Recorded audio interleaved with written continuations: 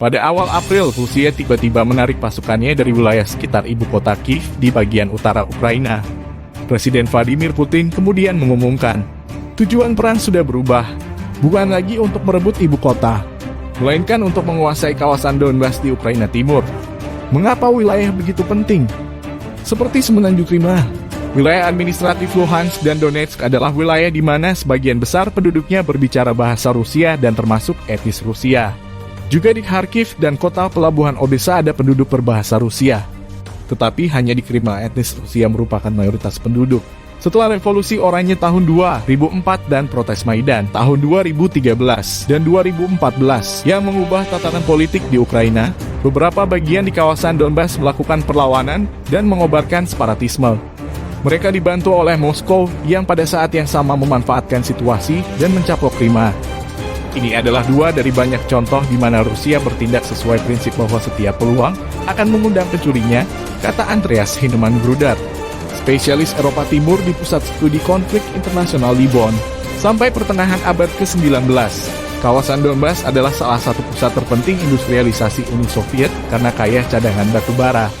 Selama periode ini, Ukraina ditekan oleh Kekaisaran Rusia, dan bahasa Rusia ditetapkan sebagai bahasa pendidikan. Jelas sejarawan Guido Haussmann dari Institut Leibniz untuk Studi Eropa Timur dan Tenggara di Regensburg.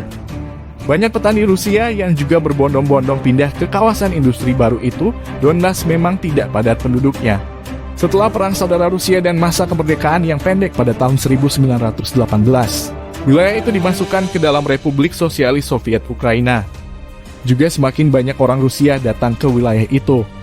Guido Haussmann menjelaskan memang ada banyak orang yang memiliki hubungan dengan Uni Soviet. Namun orang-orang di Donbas selalu juga berbicara bahasa Ukraina dan mayoritasnya masih memiliki hubungan yang kuat dengan Ukraina juga, katanya. Heinemann Gruder mengatakan, ada salah untuk berasumsi bahwa etnis atau bahasa ibu dapat memberikan petunjuk tentang identitas nasional penduduk Ukraina. Bahasa Rusia bahkan digunakan oleh beberapa batalion tentara Ukraina yang berperang melawan separatis pada 2014 atau 2015.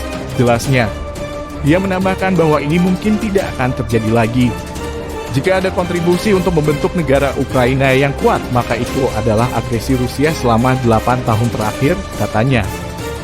Setelah Perang Dunia II, bagi Uni Soviet kawasan industri Siberia menjadi lebih penting daripada Donbas. Tetapi bagi Ukraina, daerah itu tetap merupakan zona industri terpenting sampai 2014. Sekarang banyak kawasan yang ditaburi ranjau terutama di daerah-daerah yang dikuasai kelompok separatis. Kawasan-kawasan itu menjadi terlantar atau jadi sangat miskin.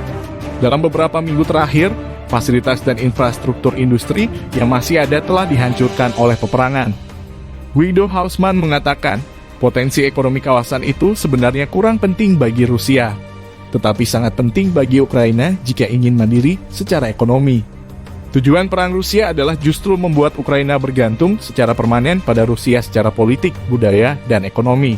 Di kawasan Donbas, perang telah berkecamuk selama 8 tahun pada tahun 2014. Separatis pro-Rusia memproklamirkan distrik Luhansk dan Donetsk sebagai negara merdeka.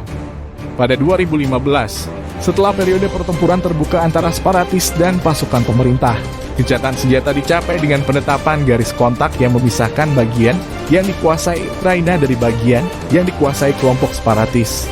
Itulah perjanjian yang kemudian dikenal sebagai Perjanjian Minsk II. Pada 21 Februari 2022, 3 hari sebelum invasi ke Ukraina, Presiden Rusia Vladimir Putin secara resmi mengakui kedaulatan Republik Rakyat Luhansk dan Republik Rakyat Donetsk. Yang dimaksud Putin bukan hanya daerah yang dikuasai kubu separatis, melainkan seluruh kawasan distrik Luhansk dan Donetsk yang lebih luas, papar Andreas Heinemann Gruder. Itu sebabnya Rusia sekarang setelah gagal merebut Kiev bertekad paling tidak harus mampu menaklukkan Donbas. Jadi itu nanti bisa dideklarasikan sebagai kemenangan dan mungkin juga akan dideklarasikan berakhirnya perang, pungkasnya.